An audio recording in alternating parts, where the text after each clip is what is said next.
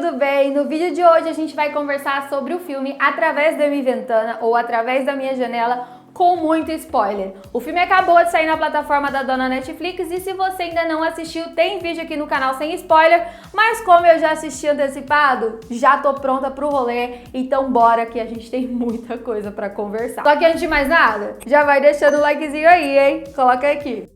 Bom, eu sei que muita gente aqui do canal começou a me acompanhar por causa de Disney Bia, onde o Julio apareceu como Manuel.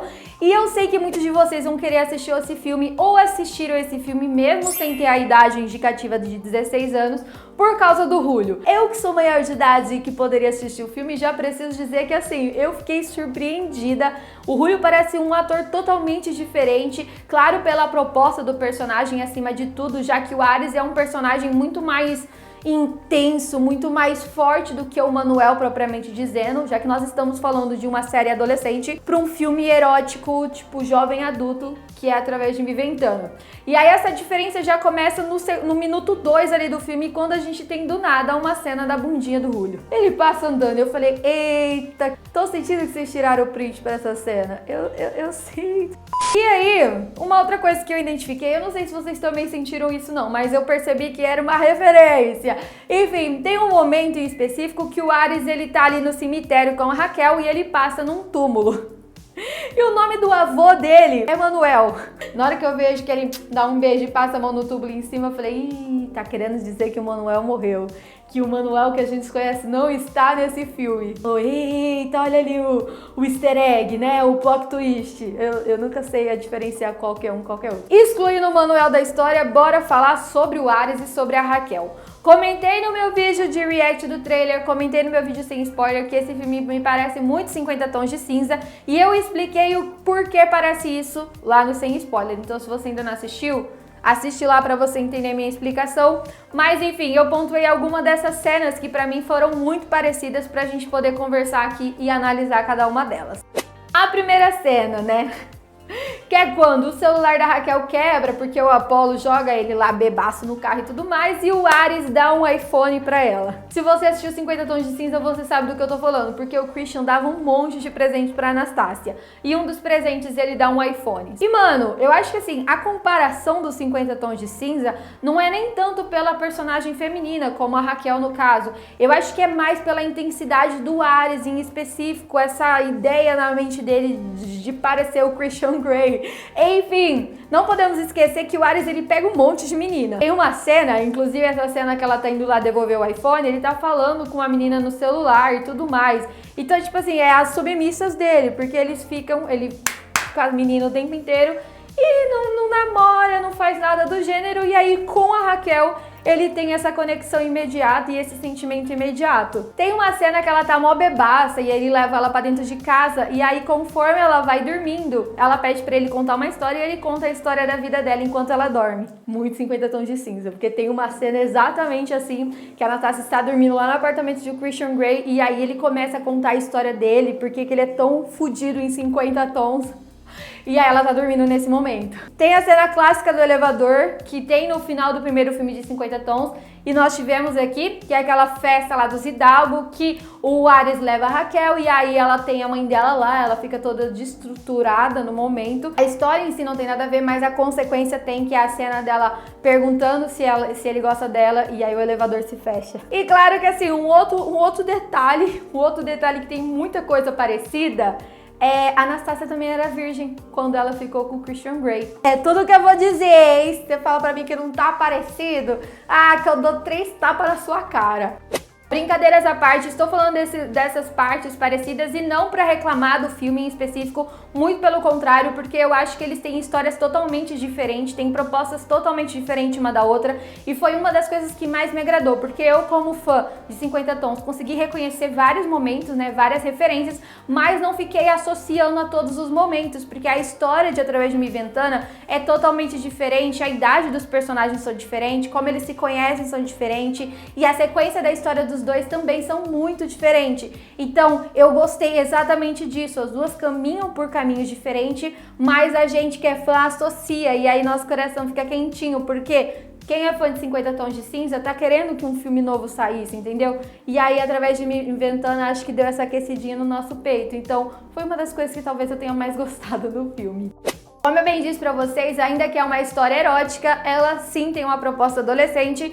E uma das coisas que eu acho que mais me incomoda é essa imaturidade junto com esse lado mais maduro. Porque eles estão ali, ó, sexual e dá, e dá, e dá. Menina, dá o tempo inteiro, não é uma loucura. Os bichos só da vida real não é assim não, hein? Mas enfim, estão dando ali o tempo inteiro. Pá, pá, pá, pá, pá, pá, pá.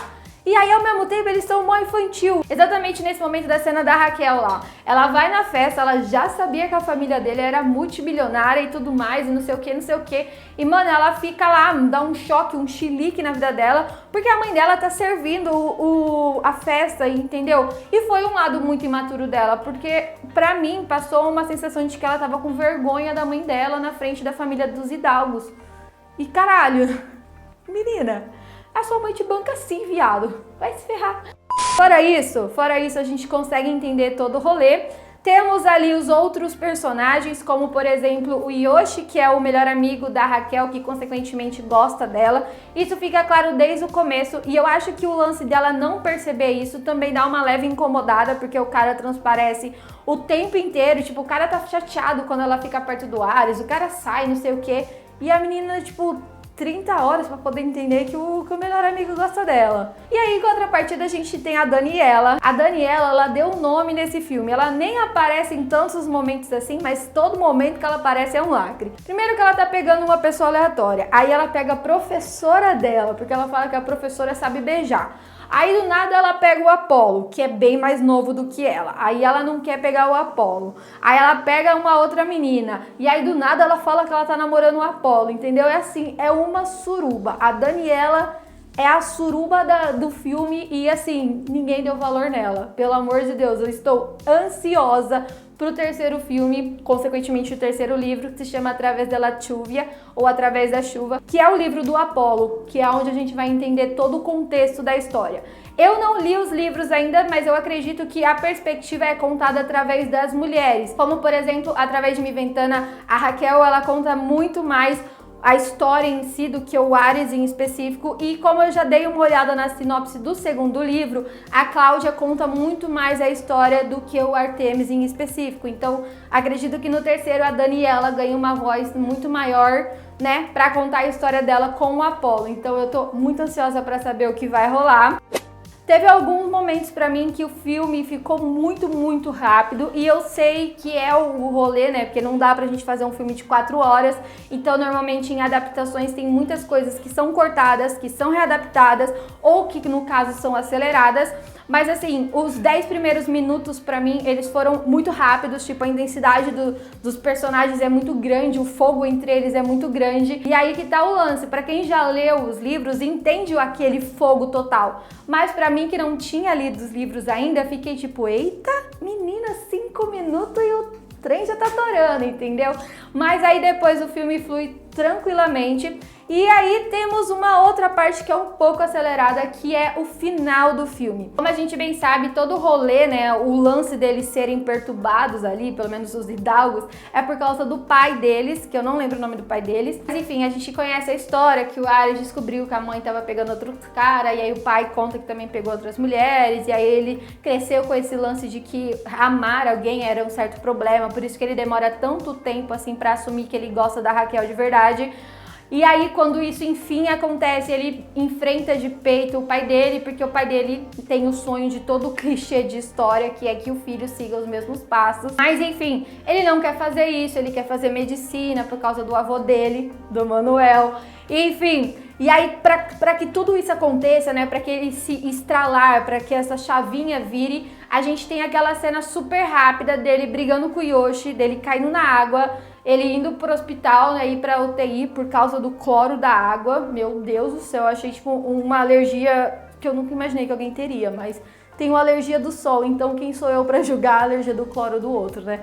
E aí é tipo, é muito rápido, em, sei lá, 20 minutos, O Ares tá no hospital, o pai dele aparece, o pai dele discute com a Raquel, o pai dele entende o lado da Raquel, a Raquel fala com ele acorda e não sei o que, e aí ele faz medicina, ele vai fazer medicina, eles ficam um ano separados, daí ele volta e não sei o que, e acaba o filme. Eu acho que esse final merecia um tempo um pouco mais longo. Eu acredito que no livro essa correria toda não aconteça, mas eu fiquei muito feliz de saber que mesmo separados, em cidades separadas, ela estudando letras, que é o que parece, né, ela tá lendo lá na frente de todo mundo, e ele estudando medicina, os dois ainda assim fiquem juntos. Eu achei isso muito fofinho. E aí fica aquele questionamento, mesmo que no segundo livro a gente vai focar na história do Artemis, será que o Ares e a Raquel aparecem mais um pouquinho assim, só mais um pouquinho juntinho? Porque, ai gente, isso é tão legal, ai, eu adoro histórias que tem a família inteira. Tem um outro que não vai estar aqui, que se chama Uma Semana para se Perder. É um livro maravilhoso, erótico, só que é um erótico de época. Eu sou fissurada nesse livro. E também, cada um dos livros conta a história de uma das irmãs. É muito maravilhoso. Tem, por exemplo, para quem gosta desse rolê, tem um outro erótico que se chama A Garota do Calendário. Eu sou fissurada, tenho uma tatuagem desse livro. E aí, esse daí já, no caso, é uma personagem só que em cada um dos meses ela vai conhecendo pessoas diferentes, então são 12 livros, é muito maravilhoso.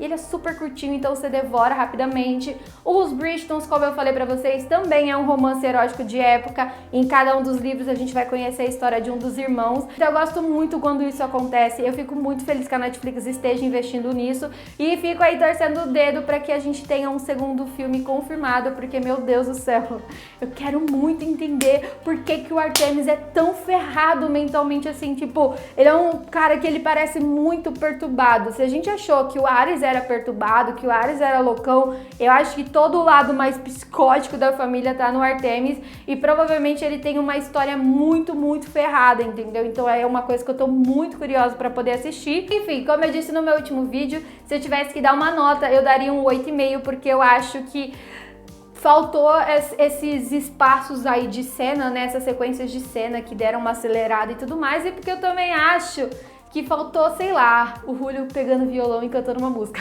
Ah, gente, ele é cantor. Não adianta você me colocar um cantor que eu sei que é cantor no filme e não querer que eu queira uma música, entendeu, Netflix?